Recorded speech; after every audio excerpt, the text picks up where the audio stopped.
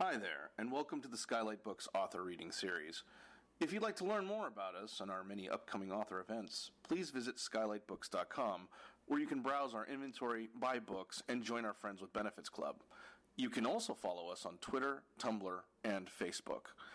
To speak to a real live bookseller like me, please call 323-660-1175. Thanks for your support, and enjoy. In Leaving the Gay Place, Daugherty chronicles the life of Billy Lee Brammer, once one of the most engaging novelists in America. It tells the sweeping story of American pop culture and politics through the life and work of a writer who tragically exemplifies the highs and lows of the country at mid-century. Daugherty's writing is perceptive and quietly surprising, often slyly subversive. His work as a biographer is thorough and tempered without compromising the narrative. In Hiding Man, his biography of Donald Barthelme, Daugherty deftly illuminates one of America's most playful, challenging, and influential writers.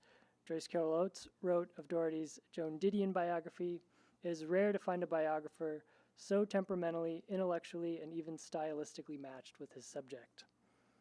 Tracy Daugherty has written biographies of Joan Didion, Joseph Heller, and Donald Barthelme, as well as 4 novels, 6 short story collections, a book of personal essays, and a collection of essays on literature and writing. His stories and essays have appeared in The New Yorker, Vanity Fair, the Paris Review Online, McSweeney's, the Georgia Review, and many other journals. At Oregon State University, Daugherty helped found the Master of Fine Arts program in creative writing, of which I am a graduate. And is now Distinguished Professor of English and Creative Writing Emeritus. We're incredibly fortunate to have him with us this evening. Please join me in giving him a warm welcome.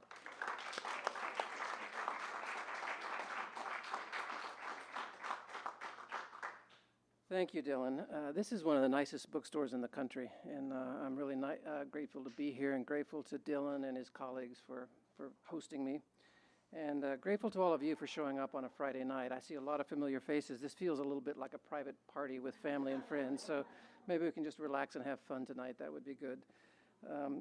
Recently, I've been to a lot of bookstore presentations, and it seems to me that a lot of writers are being asked by their publishers to give very slick book pitches the way they would at a sales meeting with publishers, something like 5 reasons why my book is the most important thing since the invention of print and why you can't live without it and that sort of thing. And I have to tell you, I'm no good at the slick book pitch, so I won't be doing that. I much prefer storytelling. I've never gotten over the wonderful feeling of being a child and having someone read to me. So if it's okay with you, I'm going to read a little bit to you tonight. I've chosen 4 brief passages from Leaving the Gay Place, which I hope will show you why I felt that Billy Lee Brammer, who I assume most of you have never heard of, was worthy of a book and worthy of people's attention.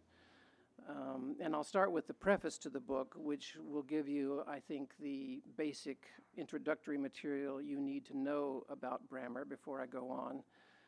And I should also warn you before I get started that since politics and politicians are part of what I'm writing about here, there's some pretty coarse language in some of these passages. I hate to break it to you, but behind the scenes, some of our politicians can be pretty salty-mouthed.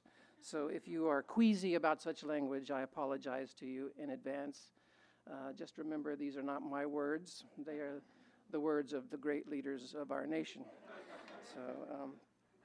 So we'll let the story take over, and we'll begin by traveling back to Dallas, Texas in November 1963, 55 years ago, which is very hard to believe now. For 2 days, Dallas police officers had failed to keep the hallways clear or to provide a proper context for the interrogation of Lee Harvey Oswald.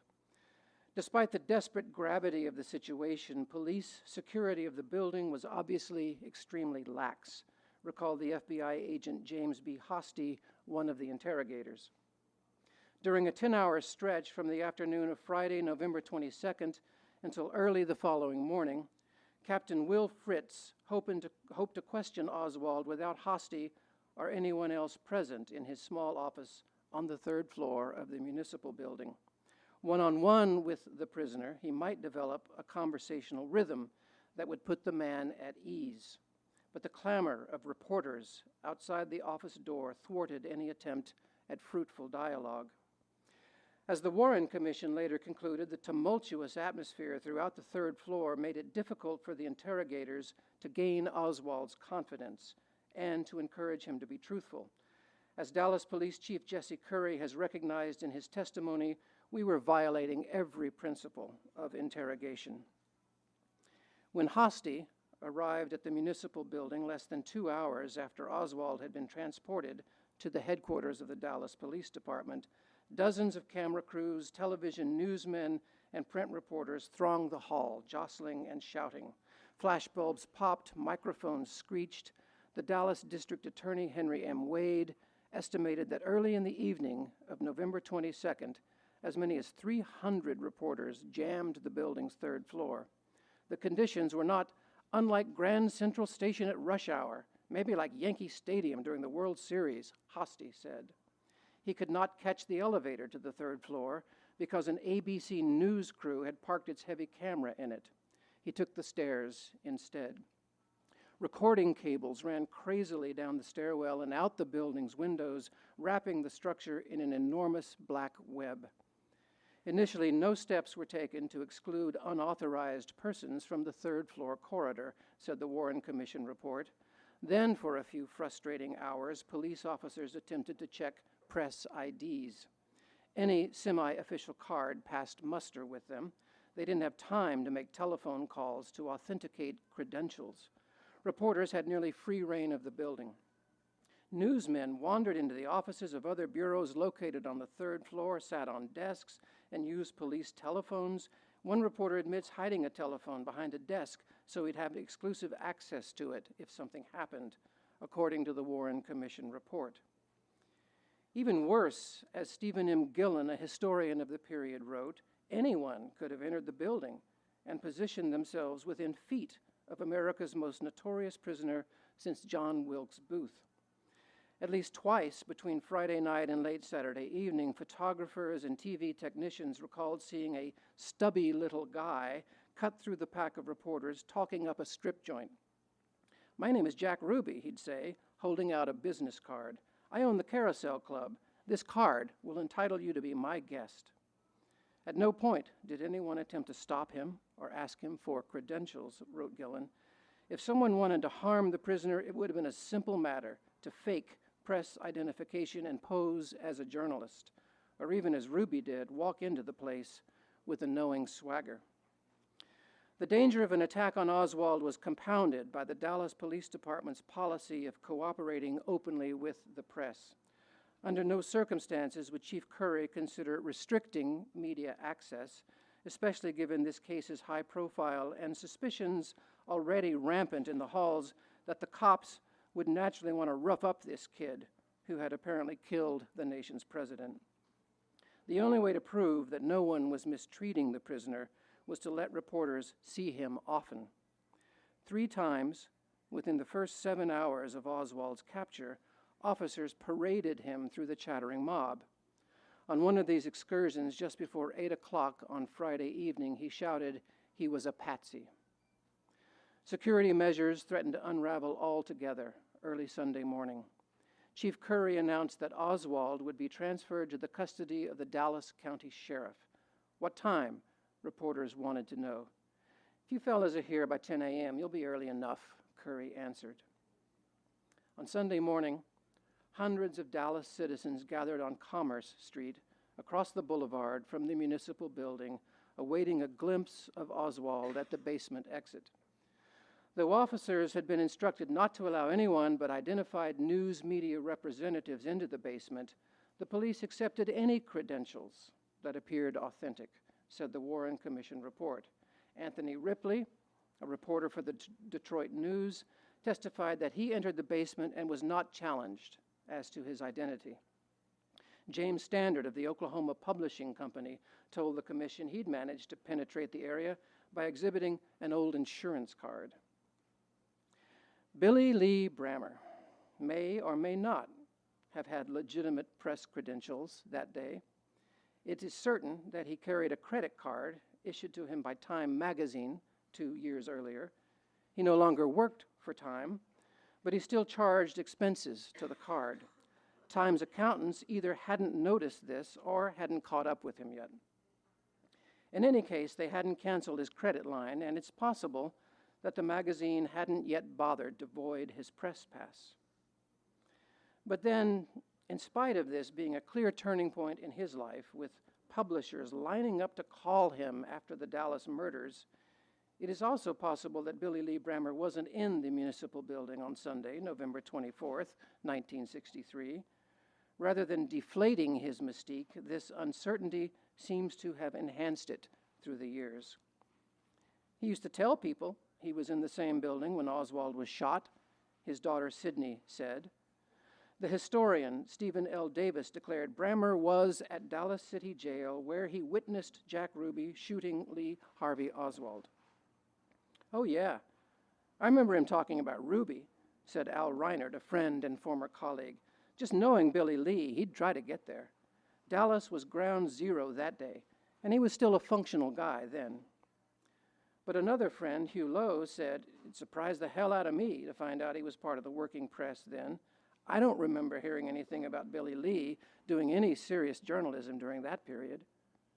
Dorothy Brown, Brammer's second ex-wife, does not believe he could have been in the basement. Yet his first ex, Nadine Eckhart, insisted he was a trickster who could well have slipped unnoticed into the chaos that day. It would be just like him.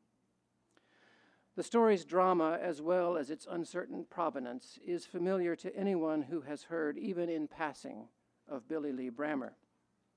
If you know of him at all, you know the Billy Lee myth. If you don't know of him, it is not adding to his myth to say you may have an incomplete understanding of the dynamics of American culture in the late 20th century. Billy Lee Brammer embodied those dynamics and was a catalyst for their dissemination. The Billy Lee myth begins with a fact.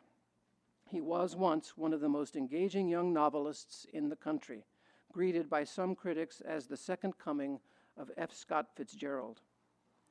Brammer's is a new and major talent, big in scope, big in its promise of even better things to come, wrote A.C. Spektorsky, a former staffer at The New Yorker. His work has impressive sweep. It makes many of today's novels seem small, contrived, even mean. Brammer earned the $2,400 Houghton Mifflin Fellowship a year after Philip Roth won it for Goodbye Columbus. And in 1961, he published a novel, The Gay Place, that David Halberstam, Willie Morris, and Gore Vidal, among others, considered a far more impressive achievement than Roth's debut.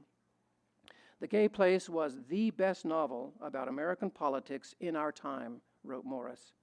And Halberstam called it a classic, a stunning, original, intensely human novel inspired by Lyndon Johnson. It will be read 100 years from now. Johnson, for whom Brammer had worked when Johnson led the U.S. Senate, was the one reader the book should not have had, according to the myth. For he was said to be so upset by the comic portrait Brammer had framed of him that he froze Brammer out of the White House and killed the biography Brammer had planned to write about him, destroying his confidence, snuffing his brilliant talent. That's phase one of the Billy Lee myth.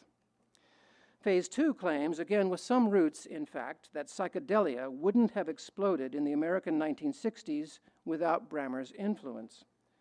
This part of the story says the San Francisco hippie scene evolved out of a group of Texans transplanted from Austin, among them Brammer's pals Chet Helms and Janis Joplin. Since Brammer, fresh from consorting with Ken Kesey, was single-handedly responsible for turning Austin, Texas on to LSD, the Summer of Love wouldn't have occurred without him. In sifting facts from the myth, it's instructive to return to the basement of the Dallas Municipal Building at just after 11:21 a.m. on Sunday, November 24th, 1963. Whether or not Billy Lee Brammer actually stood on the spot, as NBC News reporter Tom Pettit shouted at the cameras, "He's been shot," in a broadcast carried live across the nation. "Lee Oswald has been shot. pandemonium has broken out, and American history took a murky turn from which it's never completely recovered. Brammer stood at the center of these events. He had known John F. Kennedy. They shared a mistress. He knew the man who'd just been sworn in as the new president. For years, he'd endured Lyndon Johnson's rages, and he'd enjoyed the man's difficult friendship. He knew Jack Ruby. In the days leading up to the Kennedy and Oswald assassinations, Brammer had stayed in the Dallas apartment of a friend who was dating a mobbed-up stripper from Ruby's club. On Friday afternoon, when Oswald fled the Texas School Book Depository after allegedly shooting Kennedy, he briefly returned to the house where he boarded, less than 3 miles from Brammer's parents' house in Oak Cliff, an area of Dallas that Brammer knew had always been a way station for the disaffected and the lonely. He'd known dozens of Lee Oswalds growing up in that damn jicky place. Jicky is what they'd called it, meaning crazy, sad. And he could have told the interrogators a thing or two when Oswald wasn't talking. Billy Lee was always ahead of the game. He was cueing the rest of us what to expect, said Gary Cartwright, Brammer's friend and colleague at Texas Monthly Magazine. In a vastly unsettled period, Brammer's gaze encompassed the whole horizon. He observed more knowingly than anyone before him Lyndon Johnson, who was as personally responsible for American history since 1950 as any other man of his time, in the opinion of Ronnie Duggar, author of the LBJ biography Brammer might have written. And then, when the culture came a-callin', he was ready, said Brammer's younger daughter, Shelby. Brammer would become as important to certain segments of the 60s counterculture as Ginsberg was to the Beats, said Kay Northcutt, a former editor of the Texas Observer. They were both mentors, teaching the impatient how to cope with our imperfect world. In 1960, as Houghton Mifflin was preparing Brammer's book for publication, one of his editors, Dorothy DeSantiana, wrote to him to say that B.L. Brammer would appear on the cover. Eventually, the publisher settled on William Brammer. No one, I repeat, no one up here in Boston thinks Billy Lee is possible, DeSantiana said. With all respect to your parents, who gave it to you with such evident love, it is a very loving name. It has not the strength and authority for a novel which commands respect at the top of its voice. The names Kennedy, Oswald, and Ruby naturally occur to many of us when we think now of what was possible and what was lost in the last third of the American 20th century. When we watch an old film clip of John Kennedy's acceptance speech at the 1960 Democratic National Convention, at which Brammer was present, drumming up delegates for Johnson, when we hear Kennedy's words, we stand today on the edge of a new frontier, the frontier of the 1960s, the frontier of unknown opportunities and perils, the frontier of unfilled hopes and unfilled threats. We think of Malcolm X and Martin Luther King, of LBJ, how many kids did you kill today? Of Robert Kennedy, Ho Chi Minh, Richard Nixon, of Harper Lee and Gloria Steinem, Abby Hoffman, John Lennon, Bob Dylan, many others. The new frontiers that opened up in the United States in the 1960s were personal as much as political, a familiar truism these days. Countless moments arose or were improvised for freedom from traditional restrictions and for destructive self-indulgences. From our vantage point, the real story of these new frontiers may be told most vividly now by studying the movements and companions of a hard-to-locate man with the improbable name Billy Lee.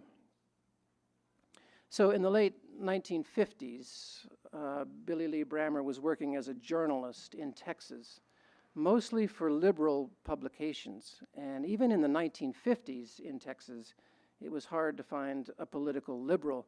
Most of them were hunkered down together in Austin, meeting fairly regularly at a beer garden called Schultz's. And that was where the activists of the liberal parties were gathered. And Billy Lee was part of that crowd. In the meantime, Lyndon Johnson had become the majority leader of the U.S. Senate. And he had gotten to the Senate under allegedly shady conditions. It was strongly believed then, and has pretty much been confirmed in the decades since, that he got to the Senate by stuffing ballot boxes, mostly in South Texas, in a town called Alice, where a corrupt political boss worked for him. But in any case, Johnson got to the Senate and pretty much took it over. And at the time, he was courting the liberals all over the country because they didn't trust him, and he knew he needed them. And somehow he had become aware of Brammer's work, and so he thought that by inviting Brammer to be a member of his staff, he might get the liberals to warm up to him. Brammer was up for an adventure, and so he quit his job, and he and his wife Nadine moved to Washington, D.C., and he went to work for Lyndon Johnson and tried to write his first novel. And I'll give you a very quick glimpse of Brammer in Washington, D.C. in the late 50s, working for LBJ. It was a lamentable room in the old Senate office building, so raspy and clattery that you could barely hear yourself think. Rows and rows of robo-typers, air pumps hissing, rolls of perforated paper spasming forward into what appeared to be an old-fashioned sewing rig attached to an IBM typewriter. The keys pulsed mechanically, guided by hooks and levers, responding to the coded air holes in the master roll of paper. An early duplicating machine. It was a Rube Goldberg-looking thing, Nadine said, designed to produce many copies of a single letter so constituents at home would believe they'd received personal correspondence from their congressman. The minimum daily quota was 100 letters per staff person per day. Under his breath, Brammer had taken to calling Johnson the big pumpkin because of the man's large head. He tickled his colleagues, mocking the typical LBJ letter, "My dear friend, I remain your very dear friend, your friend, Lyndon." Most of the letters were rote responses to Texans who had written to complain about local issues requiring federal intervention or asking for official favors. These were called case letters. Johnson also liked to send warm letters, kind notes to people he'd become aware of in his former congressional district who were having health problems or who were, for some reason, distressed. Initially, Brammer's duties included writing a weekly newsletter for dissemination to the daily papers in Texas. Many of the newsletters emphasized Johnson's courtship of northeastern labor unions to convince the liberals back home that he was pursuing a progressive agenda. Brammer wrote statements for the Congressional Record. He wrote short speeches for the senator. Eventually, at Johnson's request, he began to forge daily chatty notes to the senator's mother so that she would think her son had not forgotten her. Brammer shared a spacious office, room 201, in the Senate office building with another staffer, Booth Mooney. Upon assuming the majority leadership, Johnson had commandeered, without asking anyone, all the office space he wanted. His own room, G14, was decorated with 2 chandeliers that had hung in Theodore Roosevelt's White House, and it came with a fireplace that Johnson lighted every afternoon. Brammer's space had a crystal chandelier, marble fireplace, leather sofa, and an outsized desk that straddled me like some enormous draft animal, he said. It had a matchless view of such Capitol Hill wonders as Senator Byrd walking his aged spaniel, Mr. Justice Frankfurter walking himself, and a remarkable number of public servants walking hell-bent for the drinking, wenching relief of the Carroll Arms Hotel. Room 201 was located directly beneath Richard Nixon's office. Brammer entertained colleagues by inviting them to come hear the groan of the vice presidential plumbing. He got along splendidly with Mooney. Mooney once told him he was convinced that Johnson's election to the Senate in 1948 had been illegal.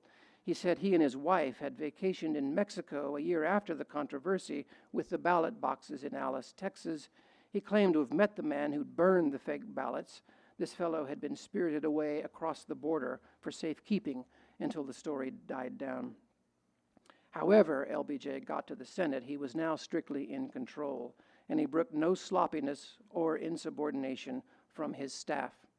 "I only think about politics 18 hours a day," Nadine later recalled him saying, and he expected his workers to do the same. "He consumed his staff as fuel," said Harry McPherson, another staff member. As a human being, he was a miserable person, a bully, A sadist, a lout, an egotist, George Reedy said. His lapses from civilized conduct were deliberate and usually intended to subordinate someone else to his will. Were there nothing else to look at save LBJ's personal relationships with other people, it would be merciful to forget him altogether. But there is much more to look at. He may have been a son of a bitch, but he was a colossal son of a bitch. Clean up your fucking desk, he might say to one of his assistants while passing through an office. I hope your mind isn't as empty as that desk. He would rip a sheet of paper from someone's typewriter, read what the person had written, and bellow, God, you're stupid. You couldn't pour piss out of a boot if the instructions were printed on the heel. If a secretary watered down his evening scotches or accidentally poured him a glass of sherry, instead he'd yell about being poisoned. On one occasion, dissatisfied with the quality of the drink he'd been handed, he hurled the glass and shattered it against the wall. He insisted that his female employees stay within certain weight limits, and if a woman got too chubby, in his view, he would mock her mercilessly. He could be a wicked mimic, imitating the odd gaits in people's walks.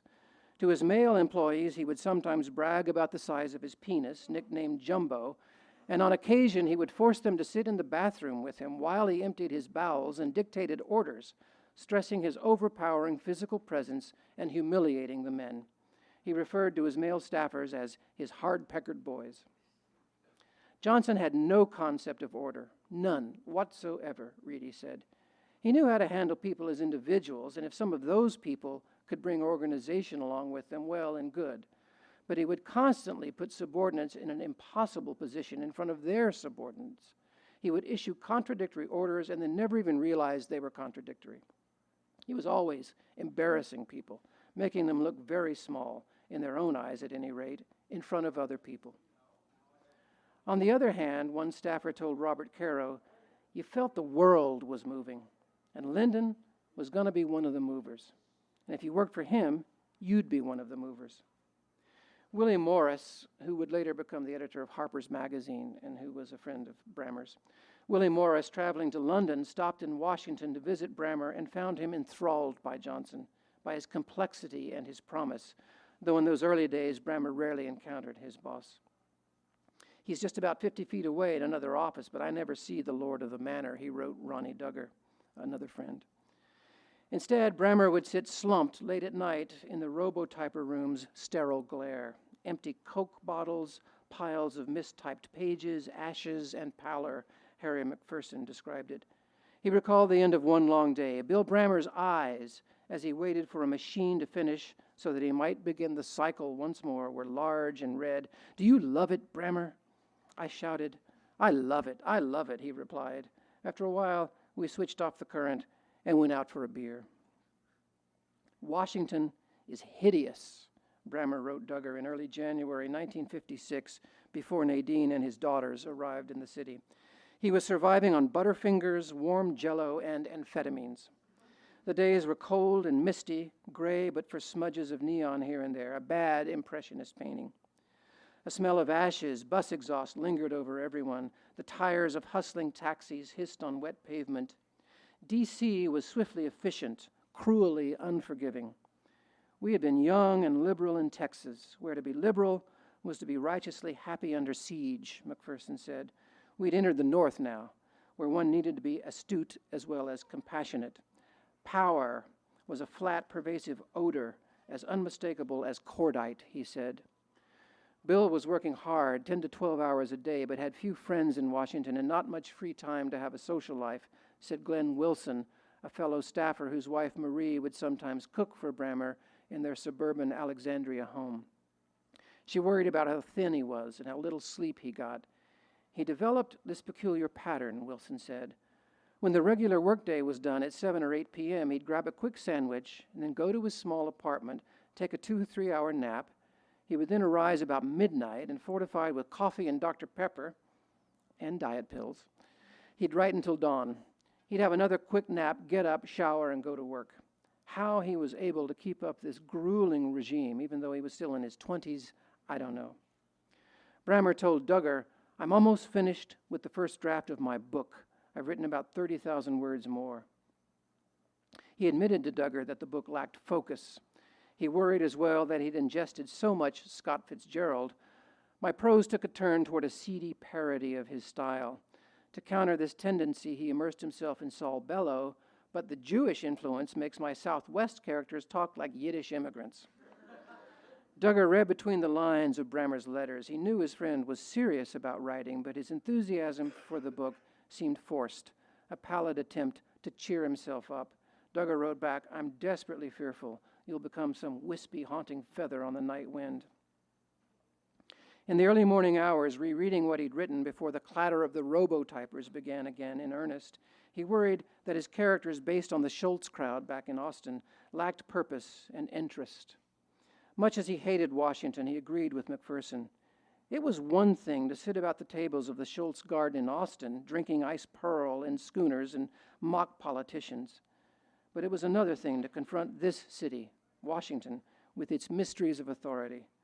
The complexities of power, the ambiguities of political conflicts could turn the fiercest convictions into doubt. Brammer wondered what sort of unstable element he could introduce among his characters to shake them up a little.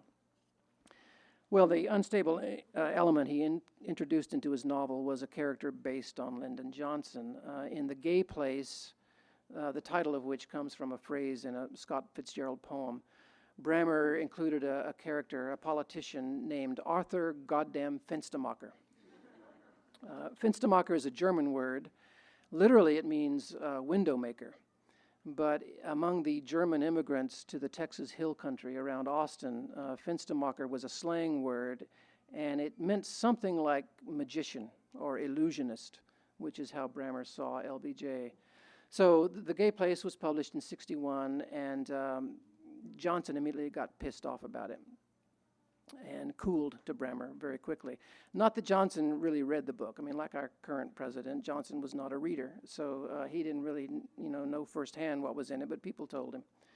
And so he cooled to Brammer. In the meantime, based on the critical success of the book, Brammer quit his job with LBJ and went to work for Time magazine as a reporter. And he campaigned for Kennedy and Johnson. And when Kennedy was elected with Johnson as his vice president, Brammer went back to Washington to cover the Kennedy White House for Time. And during this period, Brammer shared a mistress with JFK, a salacious little episode that I won't read to you tonight. But he was there for a while and observed the White House up close. So I'm going to conclude with a couple of brief sections that will give you a little taste of Brammer working as a Time reporter in Washington, and then right after that returning to Texas. They all knew Ellen Romech, everyone who'd worked with LBJ's aide, Bobby Baker, through Johnson's office. Romech was a Liz Taylor lookalike from what was now East Germany, with an astonishing capacity for partying and entertaining men. Baker would often bring his girls, including Romech, to the Quorum Club, a hideaway on Capitol Hill where lobbyists and legislators unwound together after hours, and where Baker frequently made legislative deals on behalf of LBJ and others, deals that often included private introductions to his girls. "I must have had 50 friends who went with Romech," is how Baker once put it, and not one of them ever complained. She was a real joy to be with, as President Kennedy soon discovered. Brother Bobby understood that her East German ties risked exposing the president to charges of consorting with a communist spy, should word of his dalliance ever leak to Republicans. Bobby worked to get her out of Washington and to purchase her silence. Billy Lee knew her. He'd heard rumors about her nights with JFK. He said nothing to his friends. And as a journalist covering the White House now for Time magazine, he respected the journalistic ethos of the day. He did not expose John F. Kennedy's secrets. Working for Johnson, Brammer had learned how things worked in Washington.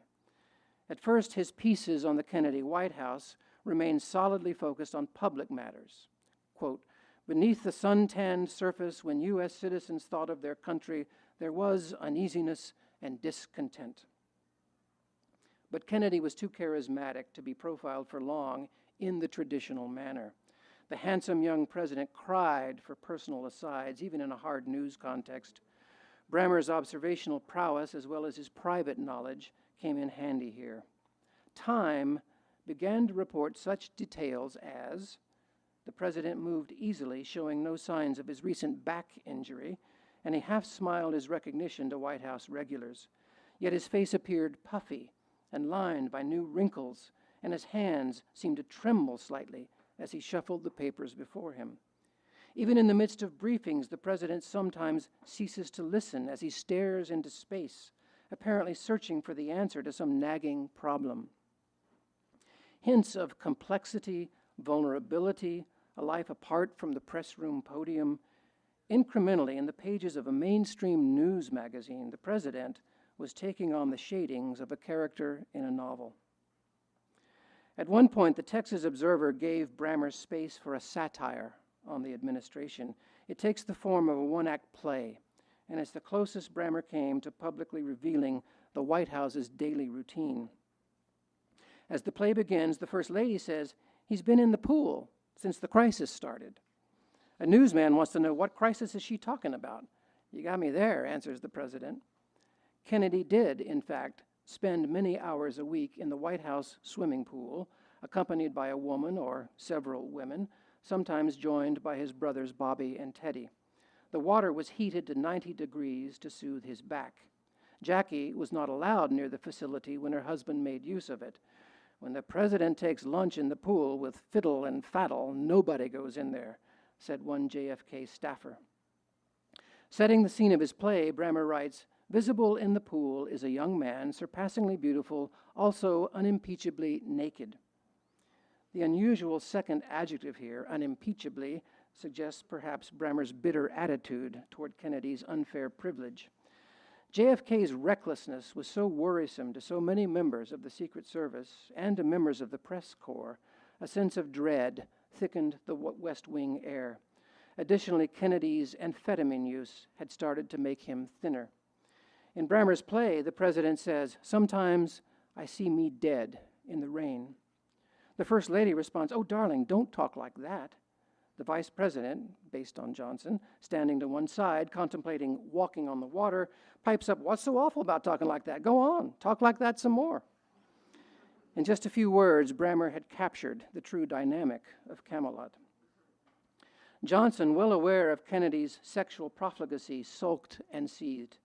You know what he does at night? Johnson told a staffer one day. He gets in a convertible and he drives to Georgetown to see one of his girlfriends. He said Kennedy was driving the Secret Service crazy. They're right behind him. On another occasion, Johnson told Brammer, J. Edgar Hoover has Jack Kennedy by the balls. CBS President Frank Stanton recalled LBJ exclaiming he was waiting for someone to blow the whistle on Kennedy, but the press was completely in Kennedy's hands, and Johnson knew that. It's tempting to wonder if the history of American journalism might have altered slightly, if the code of official silence might have shattered earlier than it did in this country, if Johnson and Brammer were still working closely as a team. But Johnson had been conspicuously cool to his former aide since the appearance of The Gay Place. You're dealing with a very insecure, sensitive man with a huge ego. I want you to literally kiss his fanny from one end of Washington to the other, Kennedy told his staff regarding LBJ. I can't afford to have my vice president, who knows every reporter in Washington, going around saying we're all screwed up, so we're going to keep him happy. Kennedy also decided to get his second in command out of the way as often as possible so Bobby wouldn't be tempted to joke about the man's gilded impotency. In turn, Johnson cursed that little shit-ass, the president's brother. Kennedy arranged numerous foreign jaunts for LBJ, ceremonial visits centered on flying the flag. Johnson didn't want to make these trips, particularly to Vietnam, where Kennedy had just approved a nearly 300% increase in the number of American military advisors assisting the South Vietnamese Army, and an operation codenamed Ranch Hand, a plan to spray herbicide defoliants in the countryside to deny Viet Cong guerrillas food and cover. Johnson told Kennedy he didn't want to fly over there and get his head blown off. Kennedy laughed and said, it's all part of serving your country. Johnson took his spleen out on his staff. En route to Asia in May 1961, He ordered Horace Busby off the plane for some oversight the hapless aide had committed. "But we're over the ocean," Busby said. "I don't give a damn," Johnson exploded. Ladybird prevented the poor man from being ejected midair.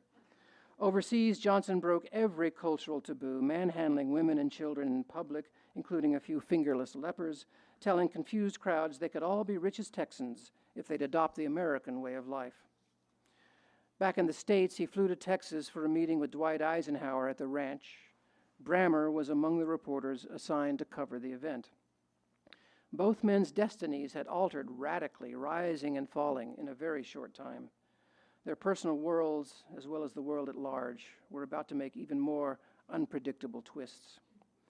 On the flight back to Washington from the LBJ Ranch, Johnson, melancholy, miserable in his secondary role as vice president, mused to gathered reporters that he missed the massive staff he'd commanded when he served as majority leader in the Senate. Nobody respected him now. Nobody ever stuck with him. "Billy abandoned me," he said, suddenly pointing at Brammer. Brammer had resigned from Johnson's staff shortly after writing his novel. "I picked up your book the other day, but I couldn't read it," Johnson said. "You had too many dirty words in it." Brammer didn't answer. "When'd you write that book?" "When I was in Washington." "When you were working for me? At nights?" "You should have been answering my mail." This particular press conference had ended. The plane landed. The two men never spoke again.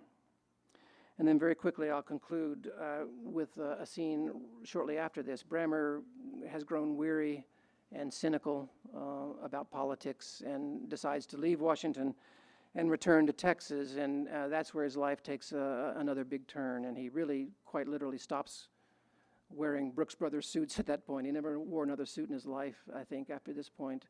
Went back to Austin, joined what later came to be called the counterculture, befriended Janis Joplin and others, and his life takes another detour, which very much does define this period. Brammer remembered fearing, "Now they'll really take it out of my hide," expecting me to repeat it when he read the first good reviews of The Gay Place. He was having trouble gaining traction beyond a certain point with a second novel. Most often in late 1962, early 1963, cynical about Washington politics, happy to return to Texas, Brammer told friends everything he wrote seemed too innocent to him now. The novel, a naive aesthetic form. He feared he couldn't create more literature because I know too much. Knowing too much was Janis Joplin's problem too. In the oil refining Gulf Coast town of Port Arthur, where she grew up, bored, breathing the hellish air, Baptist churches bricked up street corners. But Joplin knew where all the brothels were and the gambling joints. When we were in high school, the city was on the one hand very straight-laced, but on the other hand, the town was absolutely wide open. I mean, the hypocrisy just glared, said Terry Owens, one of Joplin's friends. A key to Janis's personality was that she could not abide hypocrisy, David Moriarty, another Joplin friend, said. Worst of all were the mixed racial attitudes. Love thy brothers and sisters, but don't let the black ones near your churches or schools. In this atmosphere, Joplin found release listening to race records on the same border-blasting radio stations Brammer had tuned to as a kid. 75,000 watts of Odetta, Willie Mae Thornton, and Leadbelly.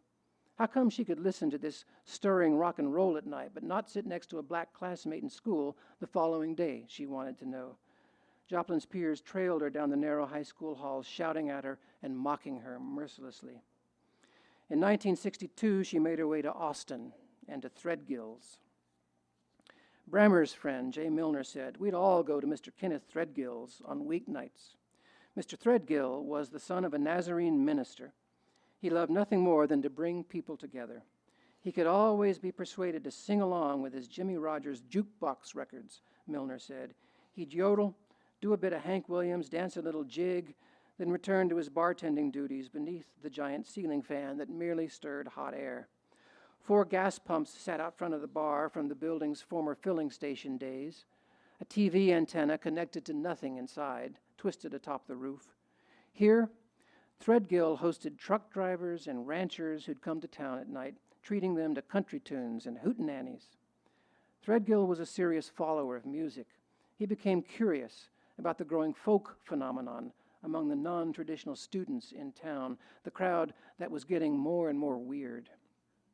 Threadgill observed that despite obvious cultural and generational differences, the rural-urban divide, the students, ranchers, and truckers all shared a sense of exile from the mainstream, and they all locked onto music as a significant identifier.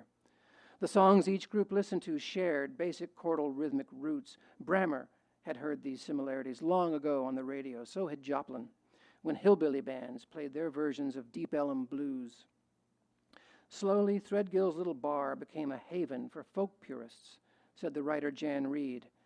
And one night, a young regular named Julie Paul brought Janis Joplin to meet Mr. Threadgill. Paul had passed Joplin hitching on the roadside and told her about the bar's impromptu music nights. By the time Joplin had reached Austin, she was already neurotic with rejection, Reed said, a fallen Church of Christ girl, a homely, overweight victim of the cosmetic 50s. She cursed like a sailor, drank anything she could get her hands on, wore no makeup, wore no bra. She apparently just wanted one person, damn it, to notice her. That person was Kenneth Threadgill. She teamed up one night with two new friends of hers, a duo called the Waller Creek Boys, Lanny Wiggins, a banjo player, and a harp man, Powell St. John. It was the first of many gigs they'd play at the bar.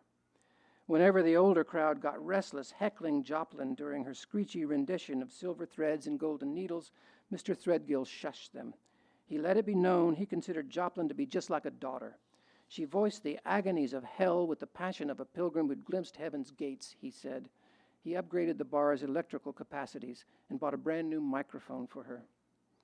She hung out with the hub of Austin's misfits, including Billy Lee Brammer, at a place affectionately called the Ghetto by its residents, a two-story wreck of barracks-style apartments on Nueces Street near campus, each renting for $35 a month. In the ramshackle structure, there were only 4 actual apartments, maybe 5, if you squeezed together hard enough. But dozens of folks crashed there at any given time, and it was difficult to know who really lived on the premises, a fact not lost on Alan Hamilton, chief of police at the University of Texas, and Lieutenant Bert Girding of the Austin Police Department, who surveilled the place intensely, suspecting subversive political activity, drug use, and illicit sexual practices.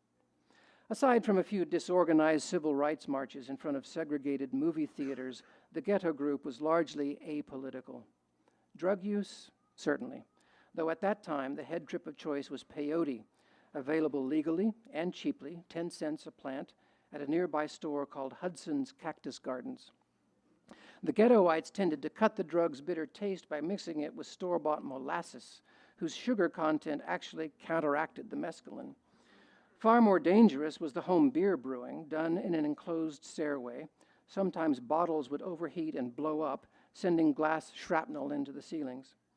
Sex, the cops' major obsession, according to the number of reports filed on it, did occur frequently in spite of the rotting kimchi and cat box odor permeating the corridors, as well as most of the bedrooms and the unsavory presence of stained mattresses no one bothered to change. In America, it was beginning to be rumored that women could have orgasms, said Ramsey Wiggins, a sometimes ghetto president. The evenings were joyous. Sitting outside in mild weather beneath stately pecan trees, one dead branch spangled with condoms and beer caps, listening to Janis sing, the Waller Creek Boys blow and strum. Brammer's attentiveness impressed Joplin, as it did so many other women. Together they shared their childhood pleasures of listening to late-night radio. They enthused over Bobby Dylan's first album. Brammer introduced her to it. She told him how, in high school, she used to drive with a group of guy friends across the Louisiana border and flirt with rednecks in seedy swamp bars, sometimes landing her buddies in brutal fistfights. She could cause as much trouble as Nadine, Brammer saw, except she didn't have Nadine's self-assurance. She laughed when he told her how one day he'd left a stash of pills in his bathing trunks and forgotten about them. He went for a swim in Lake Travis, the pills gummed together in a giant ball. Not knowing what to do, he popped the whole thing in his mouth. It was one of his finest highs, he said. At the Ghetto, Brammer met Gilbert Shelton, then lead cartoonist at the Texas Ranger, a campus humor rag frequently shut down by authorities for its irreverence and obscenities. Shelton drew Wonder Warthog, a spoof of Superman. Later, he'd spearhead the 1960s underground comics explosion. The philosophy of his most famous creation, the furry Freak Brothers, could well have evolved at the ghetto. Dope will get you through times of no money, better than money will get you through times of no dope. Beneath the gently swaying pecan trees, a sweeter, more sacred scene than the White House swimming pool, Brammer thought. Brammer came to know Wally Stouffer, after whom Austin's first head shop would be named, Chet Helms, Grover Lewis, and a host of variously skilled musicians who would shortly, with a little help from Billy Lee, lead Austin into punk-edged psychedelia. And I'll leave the story there for tonight. Thanks for your patience.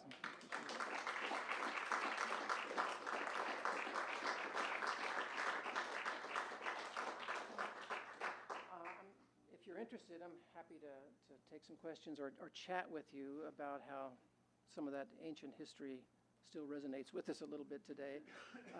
Very quickly, though, I will share with you one thing, because I am very often asked, how do you begin writing a long biography like this? This is the fourth one of these I've done, and it's still kind of trial and error in some ways, but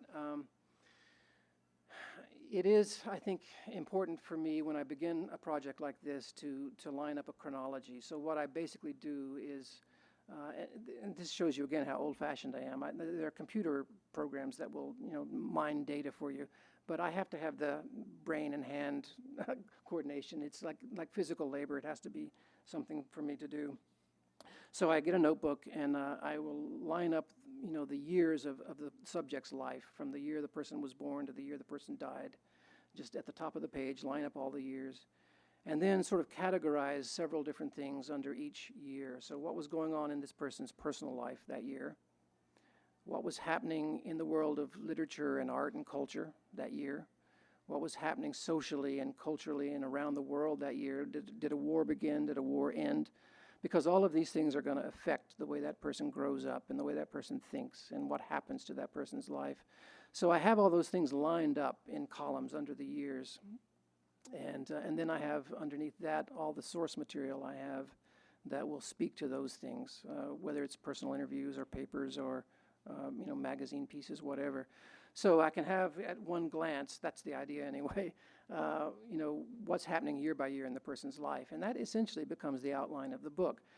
So you can see, I just want to show you this real quickly, because in the beginning with Billy Lee, it began clearly enough, and I hope you can see this.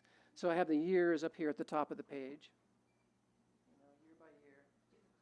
Then I have a color scheme, different color ink, which tells me the personal details are all in blue ink, the cultural, artistic details are all in green ink, the historical things are in blue, and then different colors for various source materials. It looks kind of clean and organized there, right?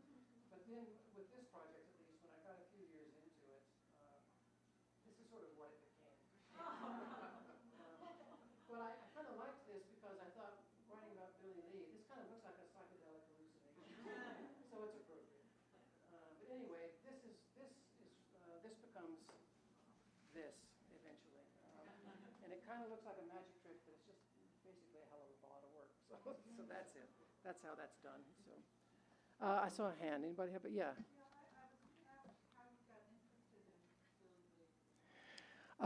Did everybody hear the question? How did I get interested in Billy Lee?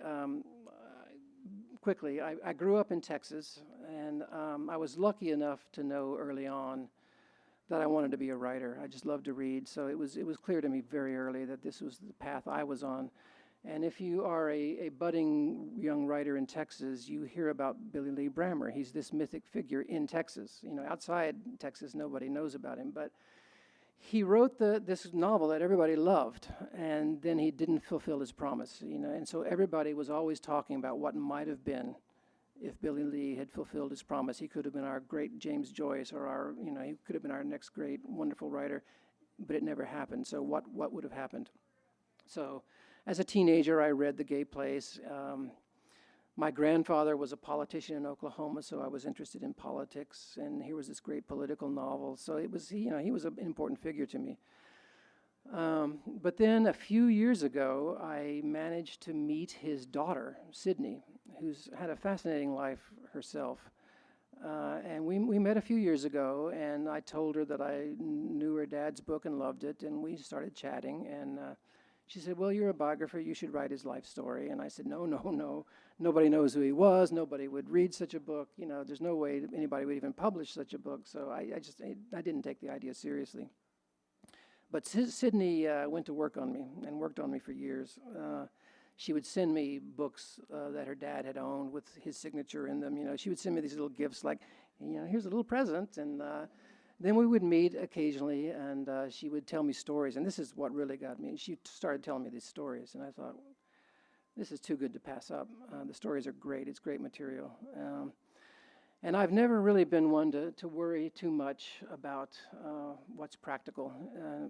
If you think too much about trying to create a career as a writer, you're really in trouble, because there's no way to have a career as a writer. It's too amorphous. It depends too much on passion and inspiration, and you have to let those things be what they are. And no one can predict what people are going to read. It's impossible to plan it out. So I've never worried too much about it. I did know it would be hard to publish such a book, and that such a book would have trouble finding readers. But there's no reason to let that stop me. So I didn't. So here I am. This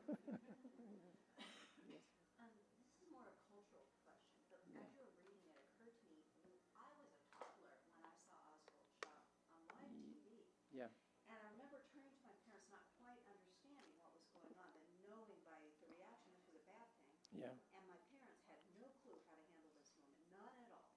Yep. And then I remember this nuclear anxiety I grew up with, and going through Columbia, even as a young adult, just like terrified of nuclear war. It never has left me, this fear. Yeah. Now they're talking about Trump trauma and these kids growing up around Trump. It seems like sort of a comic universe Yeah, when you yeah. think what we dealt with. I'm just wondering. I just thought occurred to me as you're reading, Mhm. because that was a hell of a moment for America. Right. First, Bobby too. Yeah. And, Yeah. the man who held Bobby as he died just died recently. Right. Well, I think this is another thing that's fascinating to me. But we're living, obviously, as everyone is saying, in a very divided time politically and culturally. And the 1960s was another very divided time politically and culturally. But one of the things that digging into this particular story taught me was that a lot of those divisions that we saw in the 60s, and we can see this now in retrospect, really weren't divisions. So a figure like Brammer went from the halls of power in Washington, D.C. to the counterculture, and the people he encountered along the way were pretty much the same people. So we tend to think that on the one side there was the establishment, and on the other side there was the counterculture. And what I want to argue, and what I try to argue in this book, is that it's all the same people. Basically it's just American citizens, and they were all experimenting with new cultural changes, and it all filtered through at every level of the society. So those divisions weren't quite as stark as we thought they were, which makes me wonder. I mean, I'm not saying that it's not true now, but it makes me wonder, how stark are the divisions now? The media and other people are, giving us a picture that we're horribly divided, we're on the verge of a civil war. Well, really, I don't know. Maybe, but I really think those stark divisions may not be as stark as we think they are. So given what you say, which I totally buy, what do we do with a government that's in need of a 12-step program? Yes, well, that's a good question. What do we do? Well, we vote on Tuesday, right? So, yeah. But the other thing I have to say, I'll just add, I do have to laugh when I hear news pundits say, we've never seen anybody like Donald Trump. And I want to say, number one, I grew up in West Texas, where macho behavior and bullying was the norm, so I've known Donald Trumps all my life. They're common as dirt where I come from, as we used to say. So we've seen him all over the place all the time. And secondly, LBJ was Donald Trump. I mean, there are obviously crucial differences. LBJ knew how to govern and cared about governing and made a distinction between private behavior and public tone. But LBJ was very much, as a personality, Donald Trump, and vice versa. So we have seen it before. Richard Nixon came very close, to to pulling off a coup in this country, I'd say. So we've been here before. Yeah, but that was the level of tragedy, and we're dealing in the level of comedy now. So Yeah. tragedy is something that's Yeah. sort of comprehensible in the soul. Yeah. But Yeah. No, and I don't mean to minimize the current moment. It's a scary moment, I think, for all of us, no matter where we are on the political spectrum. And it's very tense. It's a very tense time, certainly. But I do think, I am one of these believers that knowing history does help us, because it does tell you that, yeah, there are crucial differences between now and then, but there are also huge similarities. We have been through things like this before. We have managed to come through. Whether we always will is an open question, but it's not like we're in totally uncharted territory, and I do think history helps us understand that.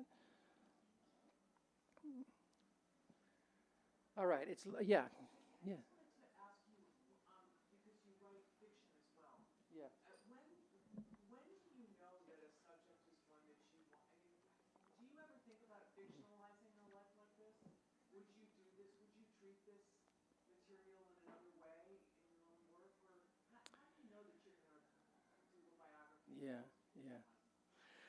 I don't really always know when I come across a particular subject how I'm going to approach it. So I don't know if I can really answer the question, but I can say that before I started writing biographies, and I got into writing biographies really quite by accident. I never intended to do this.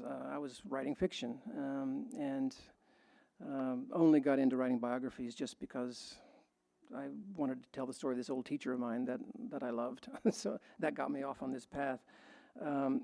But in my earlier fiction, I always wanted to get a huge social sweep into my stories, the way Dickens did. I always loved Dickens' novels where, in those novels you go from the top of society to the very richest and privileged people to the very bottom.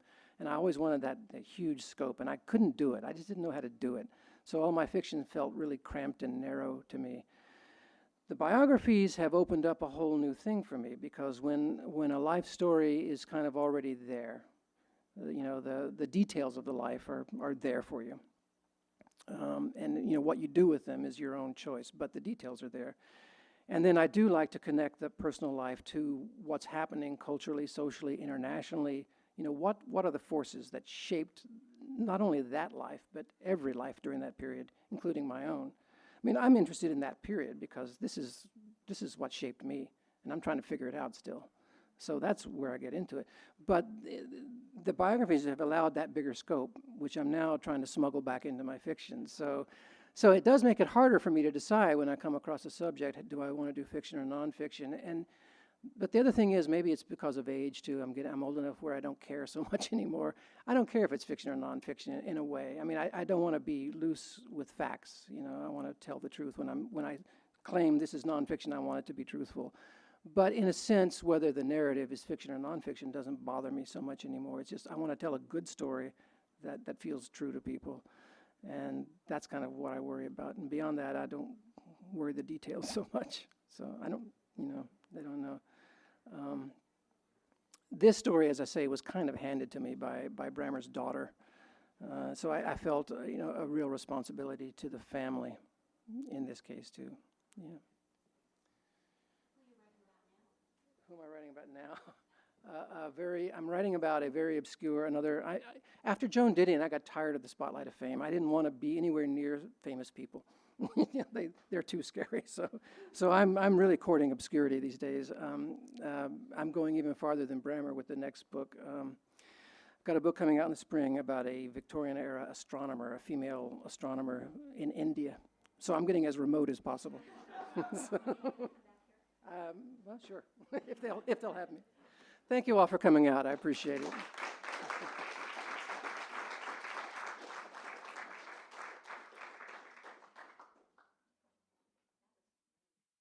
You've been listening to the Skylight Books author reading series. Don't forget, you can listen to this and all of our other great podcasts at skylightbooks.com. Thanks again for stopping by, and we hope to see you soon.